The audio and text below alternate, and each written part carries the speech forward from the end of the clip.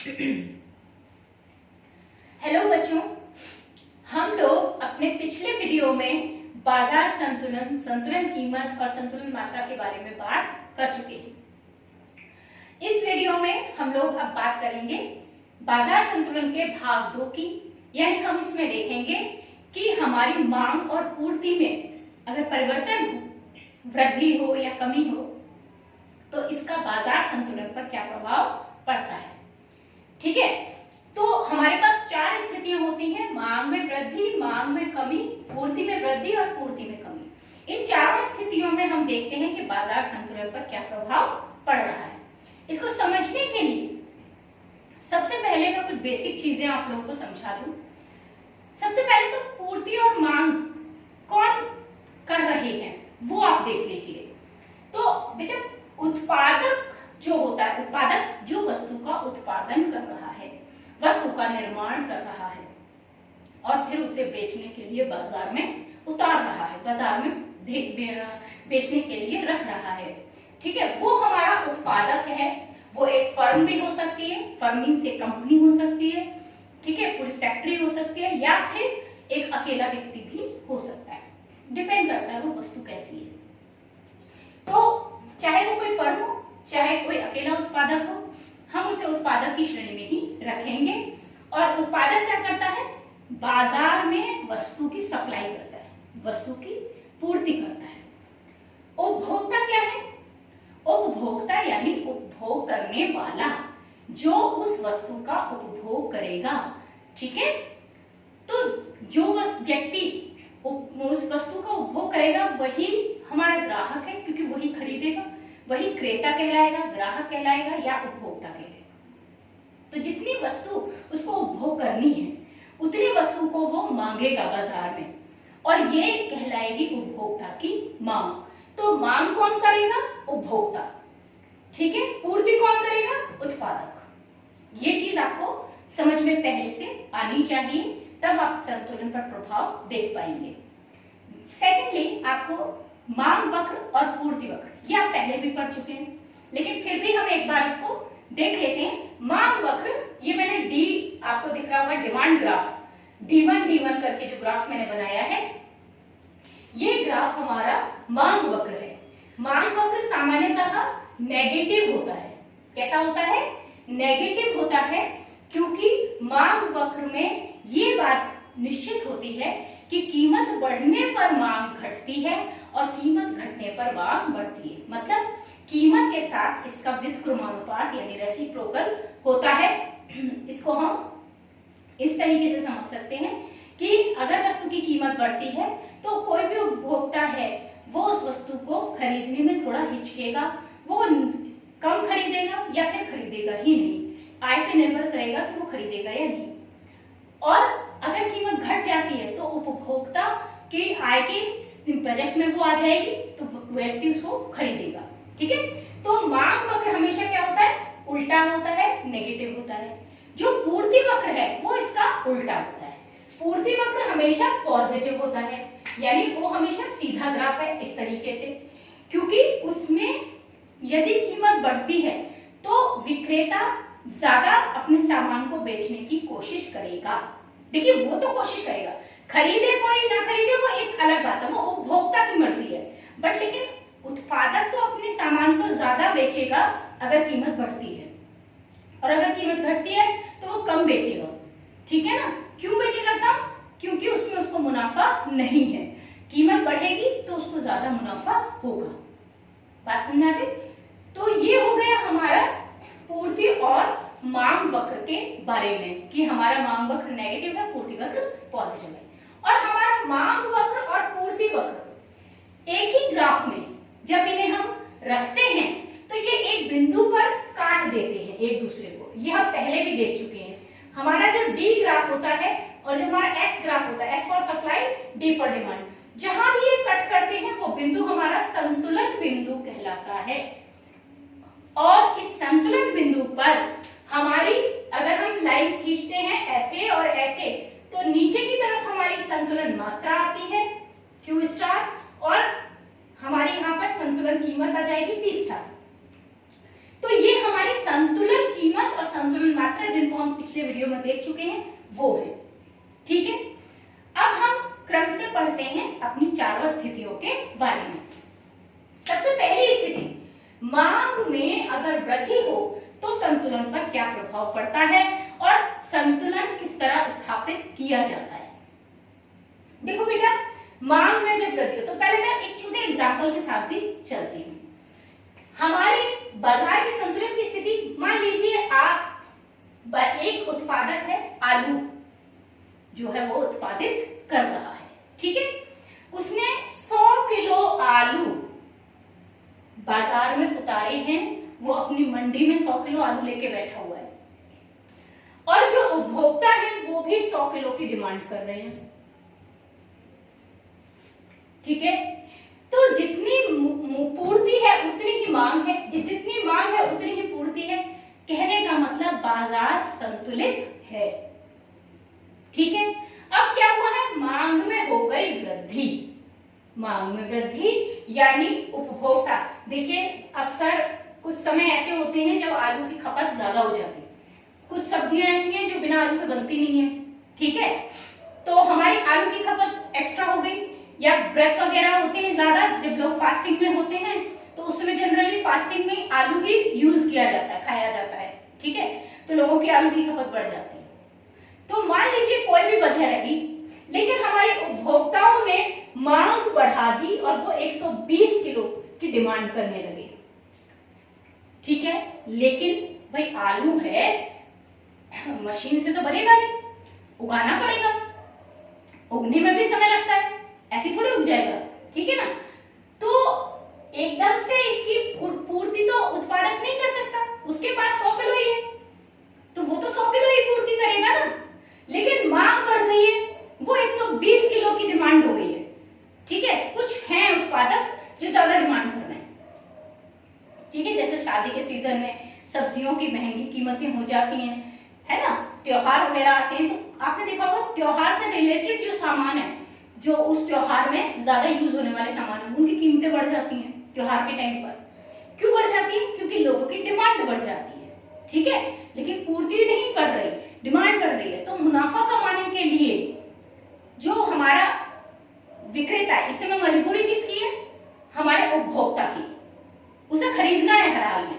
क्यों? क्योंकि मांग तो वो कर रहा है ना, डिमांड तो वो रख रहा है ना, तो उसको हर हाल में खरीदना, उसको तो 120 किलो चाहिए ही चाहिए। ठीक है, लेकिन उत्पादक के पास 100 किलो ही है, तो वो क्या करेगा? अपनी कीमत को बढ़ा देगा। ठीक है, कीमत बढ़ा देगा कि भाई गरज किसकी, मजबूरी किसकी? उपभोक्ता की। उत्पादक की तो मजबूरी है नहीं।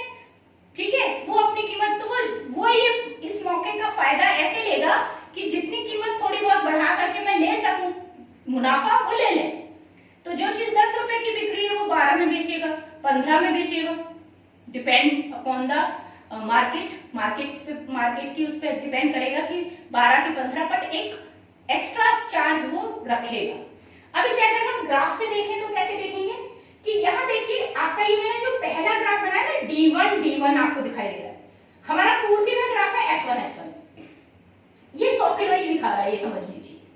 मतलब हमारा पूर्ति के ग्राफ में कोई चेंज नहीं आ रहा। हमने क्या किया है? मांग वृद्धि की है। मांग वृद्धि करने का मतलब है कि D1 ग्राफ हमारा थोड़ा दाईं तरफ खिसक गया। इधर की तरफ हम जाएंगे तो मांग बढ़ेगी, इधर की तरफ आएंगे तो मांग घटेगी। तो हम इधर की तरफ गए, आपको एरो दिख रहे हैं, इधर की तरफ जा रहे हैं हम, तो हमारा D1 ग्राफ कहां पहुंच रहा है? D2 पे पहुंच रहा है। अब आप ध्यान से देखिए कि हमारा D1 ग्राफ जब काट रहा था पूर्ति को, तो वो इस पॉइंट पर काट रहा था, ये पॉइंट दिखाई दे रहा होगा आपको। और यहां से अगर मैंने लंब डाला, दोनों तरफ परपेंडिकुलर डाला, तो ये QX है और ये PX है। ठीक है, अब हमारा जो QX और PX है, ये संतुलन कीमत, ये हमारी संतुलन मात्रा, मतलब 100 किलो 100 किलो, ये 100 किलो वाला हिसाब था। लेकिन हमने जब मांग बढ़ाई, मतलब 100 से हमने क्या कर दिया? 120 कर दिया, तो हमारा ग्राफ मांग वक्र जो है वो यहां ना आके यहां आ गया, थोड़ा खिसक गया ऊपर की तरफ। जब ये खिसका तो अब देखिए ये पूर्ति वक्र को कहां कट कर रहा है? यहाँ पे, इस बिंदु पे कट कर रहा है ना।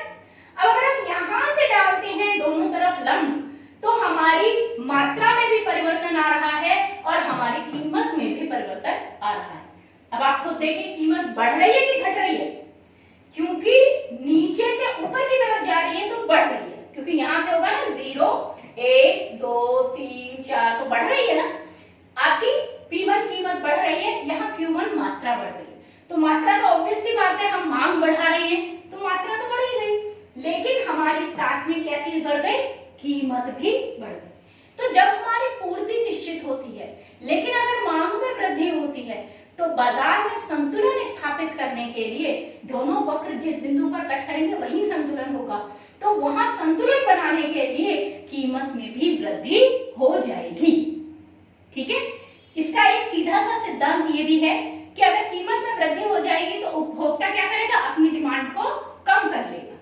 वो 120 तब लेना चाह रहा था जब पहली वाली कीमत पे, लेकिन जैसे ही कीमत बढ़ेगी उपभोक्ता सोचेगा अरे कोई बात नहीं, आलू बिना खाए ही रह लो, कोई बात नहीं, अगर तुम सब्जी में 4 आलू डाले तब 2 डाल लो, लेकिन अब ज्यादा यूज नहीं कर, तो वो जो 100 का बैलेंस था वो वापस आ जाएगा, क्योंकि कीमत बढ़ने पर उपभोक्ता की डिमांड नेचुरली घटेगी, और जब डिमांड घटेगी पूर्ति उतनी ही स्थिर है, तो दोनों फिर से बैलेंस हो जाएंगे। आगे समझ में?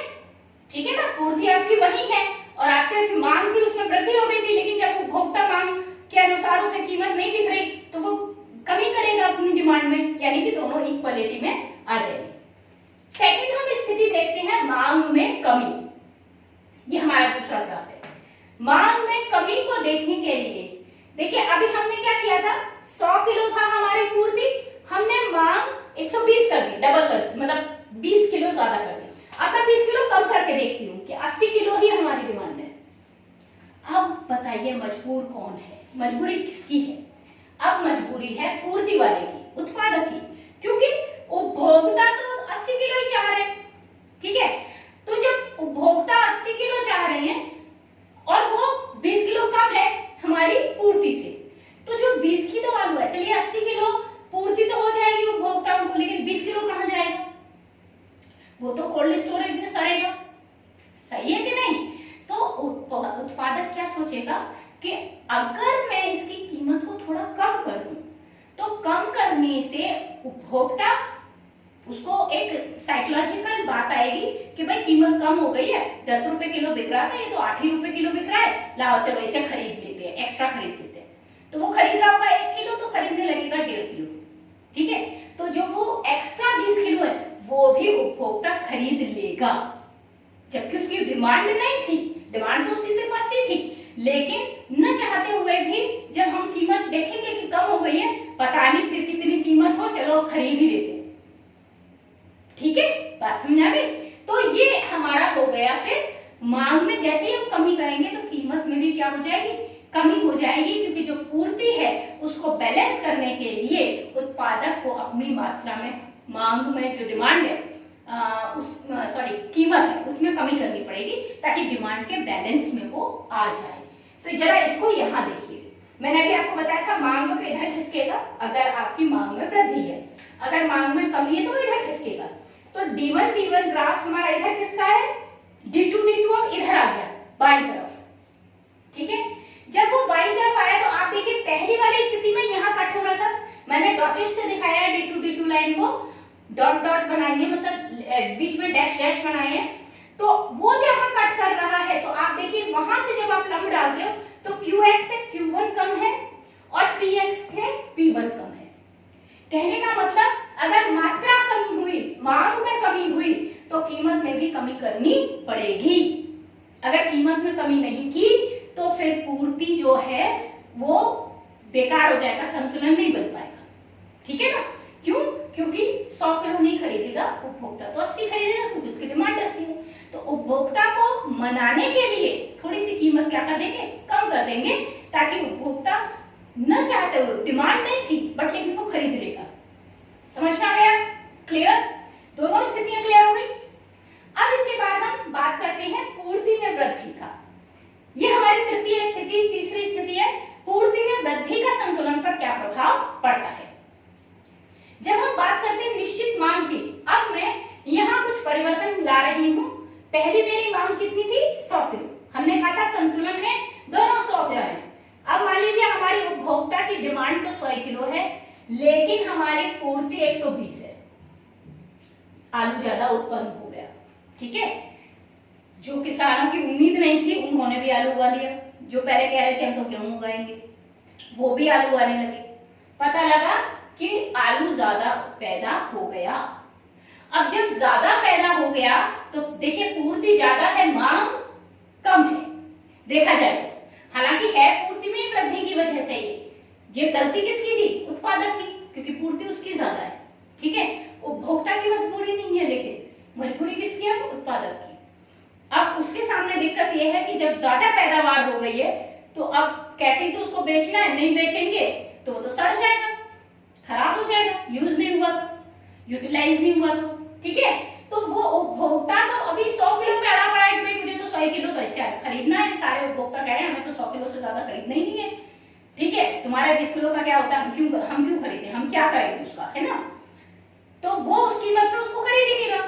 तो उत्पादक क्या करेगा? जैसे कि हमारा मांग में कमी होने की स्थिति में भी हुआ था, वही चीज इसमें भी होगी कि उत्पादक अपनी सामान को बेचने के लिए, अपने आलूओं को बेचने के लिए क्या करेगा? अपनी कीमत थोड़ी घटाएगा ताकि उपभोक्ता आकर्षित हो और थोड़ी सी कीमत कम देख करके वो उसको एक्स्ट्रा खरीद ले। ठीक है ना, वो खरीदना तो 100 ही चाहता था, बट 100 की जगह वो 120 खरीद जाए। ठीक है, तो इस स्थिति को जरा समझिए। यहाँ D1 ग्राफ आपका दिख रहा है डिमांड के। अब की बार हमने पूर्ति वक्र में चेंज किए हैं। तो हमारा पहला ग्राफ था S1 दोनों जहां कट कर रहे थे वहां PX और QX आपको दिखाई दे रहे हैं। लेकिन मैंने क्या कहा था, इधर जाएंगे ऐसे, इसमें इधर जाएंगे, दाईं तरफ को हम अगर घुमाते हैं अपने ग्राफ को तो हमारा दाईं तरफ शिफ्ट करते हैं तो हमारी वृद्धि होती है, बाईं तरफ शिफ्ट करते हैं तो कमी होती है। तो हमने जैसे इसको यहाँ खिसकाया हमारी वृद्धि हुई है पूर्ति में, लेकिन पूर्ति में वृद्धि होने पर हमारी डिमांड जो इसे कट कर रही है वो नीचे की तरफ कट कर रही है। तो QX से Q1 तो बढ़ रहा है, बट PX से P1 घट रहा है। यानी मांग तो बढ़ रही है, जो पूर्ति है मात्रा वो तो बढ़ रही है, लेकिन हमारी कीमत घट रही है। ठीक है, तो अगर हमारी पूर्ति ज्यादा हो रही है, QX से Q1 ज्यादा है, तो हमें क्या करना पड़ेगा? संतुलन बनाने के लिए कीमत को PX से P1 करना पड़ेगा, घटाना पड़ेगा। आ गया समझ में? अब हम चौथी स्थिति की बात करते हैं, पूर्ति में कमी पर संतुलन का क्या प्रभाव है। पूर्ति में कमी का मतलब है कि जब हमारी पूर्ति कम हो गई है, मान लीजिए आलू की फसल खराब हो गई, ठीक है, जिसकी वजह से कुछ किसानों की फसल खराब होने की वजह से आलू की जितनी एक्सपेक्टेड थी पूर्ति उतनी पूर्ति नहीं हुई, कम हमारे पास आलू पैदा हुए, लेकिन मांग तो ज्यादा है। अब जो स्थिति आपको दिख रही है वो लगभग पहली वाली जैसी है, मांग में वृद्धि वाली, है ना? हालांकि मांग में वृद्धि हुई नहीं है, पूर्ति में कमी की वजह से ऐसा लग रहा है कि मांग ज्यादा है पूर्ति से।